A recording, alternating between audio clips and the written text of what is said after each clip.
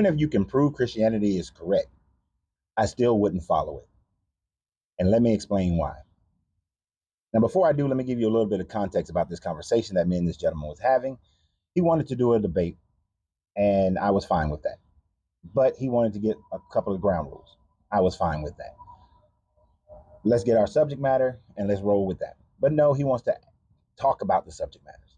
That's not a debate. I'm not going to have a debate prior to the debate. That's ridiculous.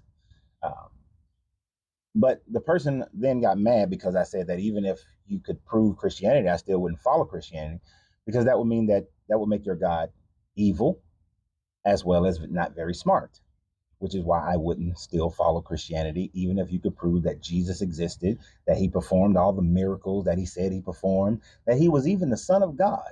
I wouldn't follow that religion. I wouldn't follow that process. I wouldn't even, no, there's absolutely no way. And because I wouldn't respond to him as quickly as he would like, he got all in his feelings and said that he don't want to debate me because he's only interested in debating people who are open. Basically meaning open to becoming Christian. But my statement wasn't just saying that I'm not open to Christianity. I'm just not, I would be open to the idea of Christianity being true if you can prove it, to which no one can. But the problem is that if you proved Christianity was correct, then you would have to say that it is a fact that your God is fine and authorizes slavery.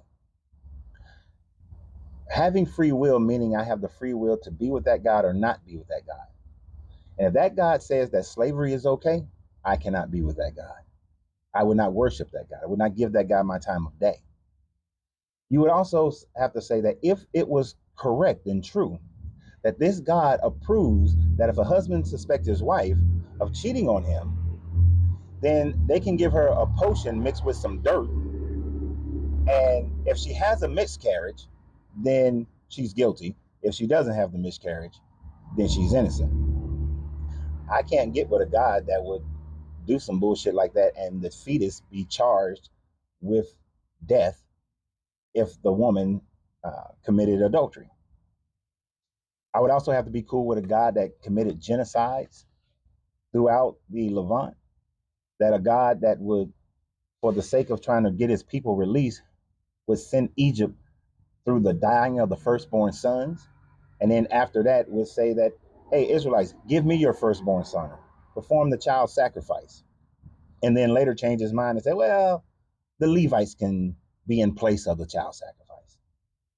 That human death is this God's methodology of trying to get you to love him. I would then have to be in agreement of a God that says that I have chosen these people to be my people. And as far as anybody else, I'm not trying to convert them. No, go into Jericho, kill all the fighting men, kill all the old people, kill all the women, kill all the young ones, kill all the animals, and then burn the city down. That is not a good, loving God that I would choose to worship.